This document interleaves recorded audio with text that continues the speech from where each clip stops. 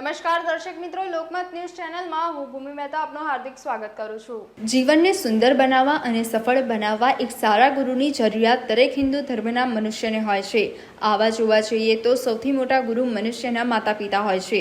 ત્યારબાદ પોતાના ધર્મના સનાતની સાધુ સંતને ગુરુ તરીકે અને જીવનમાં સાચા માર્ગ ઉપર ચાલવા અને જીવન જીવવાની કળા શીખવે તેવા શિક્ષકો આપના ગુરુ તરીકે મનાય છે। આજે ગુરુ પૂર્ણિમા એટલે ગુરુને નમન કરવાનો દિવસ હોય ત્યારે ડભોઈ પંથકમાં આવેલા વિવિધ આશ્રમ, મંદિર અને સાધુ સંતોના ત્યાં ગુરુ પૂજન કાર્યક્રમ યોજવામાં આવ્યા। ડભોઈ પીઠ પ્રેમધરા આશ્રમ ચનવાડા ખાતે પરમ પૂજ્ય મસ્ત દાદુરામના સાનિધ્યમાં મોટી સંખ્યામાં શિષ્યોએ ગુરુ પૂજન કર્યું। આ સાથે ડભોઈ 17 ગામ પટેલવાડી ખાતે આત્મીય વિદ્યાધામ બકરોલના સ્વામિનારાયણ સંપ્રદાય હરિભક્તો દ્વારા પ્રગટ ગુરુ હરિ પરમ પૂજ્ય પ્રબોધ સ્વામીજીના દિવ્ય સાનિધ્યમાં અને પૂજ્ય શ્રીજી ચરણ સ્વામી તેમજ પૂજ્ય સાધુ સૌરવ સ્વામીના પ્રત્યક્ષ સાનિધ્યમાં ગુરુ પૂર્ણિમાનો ઉત્સવ ઉજવવામાં આવ્યો, જેમાં હરિપ્રબોધમ પરિવારના ડભોઈ, નસવાડી અને છોટાઉદેપુરના હરિભક્તો મોટી સંખ્યામાં ગુરુ પૂર્ણિમા નિમિત્તે ઉપસ્થિત રહી ઉપસ્થિત સંતોનું ગુરુ પૂજન કર્યું હતું અને સત્સંગ કથાનો લાભ લીધો હતો। તો બદ્રીનારાયણ મંદિર ખાતે પૂજ્ય 1008 સુદર્શનાચાર્ય મહારાજ અને નીલકંઠ પાર્ક સ્વામિનારાયણ મંદિર ખાતે પુરાણી સ્વામીમાં સાનિધ્યમાં ગુરુ પૂજન કાર્યક્રમો થયા। આ પ્રસંગે દર્ભાવતીના ધારાસભ્ય શૈલેષભાઈ મહેતા, પાલિકા પ્રમુખ બિરેન શાહ, શશિકાંત પટેલ, ડોક્ટર બીજે બ્રહ્મભટ્ટ સહિત આગેવાનો અને ગુરુ શિષ્યોએ ગુરુ વંદના કરી આશીર્વાદ લીધા હતા। હું મારી જાતને ગુરુ તો ના કહેવાય છું, જન્મે બ્રાહ્મણ છું અને હું પોતે એવું માનું છું કે રાજસત્તા કરતાં ધર્મસત્તા મહાન હોય છે।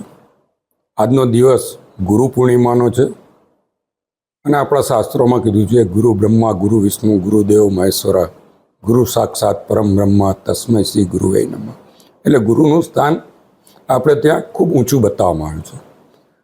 ગુરુ વગર ભગવાન પણ પ્રાપ્ત નથી થતા।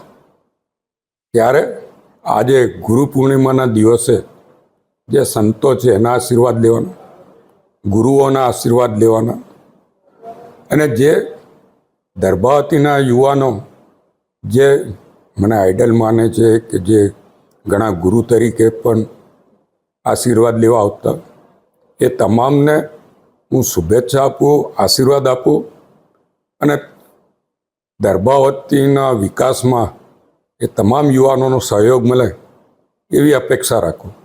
સાથે જ જે દર્ભાવતી નગરી અને ડભોઈ તાલુકામાં જે સંતો વસે છે, જે મહાત્માઓ વસે છે, એમની પાસે એવો આશીર્વાદ માગું છું કે મને દર્ભાવતી નગર અને ડભોઈ વિધાનસભાનો વિકાસ કરવાની શક્તિ આપે અને એમાં જે કંઈ અડચણો આવતી હોય એ દૂર કરવાની મને તાકાત આપે।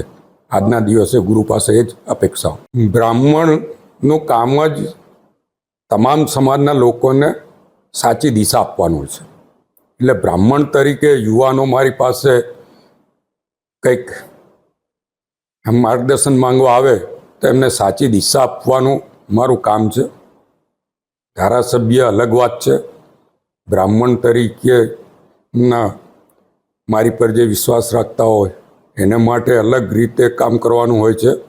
એટલે બ્રાહ્મણ તરીકે આશીર્વાદ લેવા આવે કે એમને સાચું માર્ગદર્શન આપવામાં આવે તો સાચી દિશા આપવું, એમને જીવનમાં પ્રગતિ કરે એવા સૂચનો કરવા એ કર્તવ્ય છે અને એ કર્તવ્ય જરૂર નિભાવીશ।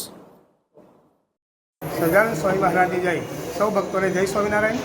આજ રોજ ડભોઈ મુકામે 17 ગામ સમાજ પટેલવાડીની અંદર ગુરુ પૂર્ણિમાનો ઉત્સવ પ્રબોધમ પરિવાર દ્વારા ખૂબ જ ભવ્યતા અને દિવ્યતાથી ખૂબ જ ધામધૂમપૂર્વક ઉજવવામાં આવ્યો, જેમાં ડભોઈ તાલુકાના તથા છોટાઉદેપુર, નસવાડી અને આજુબાજુના ગામડાના મોટી સંખ્યામાં ભક્તો ઉપસ્થિત રહી અને આ ગુરુ પૂર્ણિમા ઉત્સવનો લાભ લીધો હતો।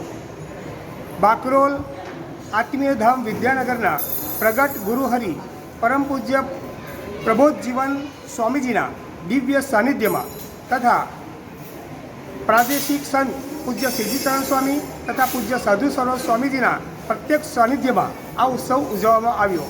સૌ ભક્તોએ સંતોનું પૂજન કરી અને કથા વાર્તાનો લાભ લીધો અને સંતોના આશીષ મેળવ્યા હતા।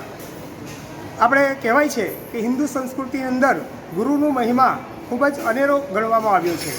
કહેવાય છે કે ગુરુ ગોવિંદ દોણો ખડો તિનકો લાગુ પાઈ, બલિહારી ગુરુ દેવ કી જેને ગોવિંદ દિયો બતાઈ, ગુરુ બિના જ્ઞાન ન નીપજે. એમ ગુરુ વિના આપણા આત્માની યાત્રા ભગવાન સન્મુખ ચાલતી નથી અને ખરેખર ગુરુ વગર આપણને સાચું જ્ઞાન પ્રાપ્ત થતું નથી. તો હવે દિવ્ય સાનિધ્યની અંદર સંતોનું પૂજન કરી કથા વાર્તાનો લાભ મેળવી અને સૌ ભક્તોએ ધન્યતા અનુભવી હતી.